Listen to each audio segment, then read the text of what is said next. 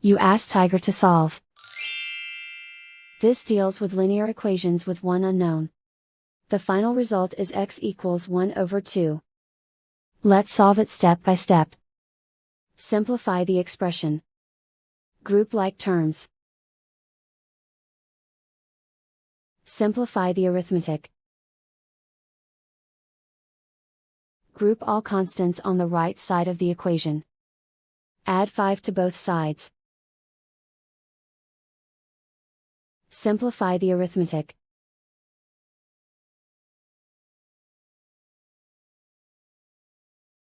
Isolate the x. Divide both sides by 6.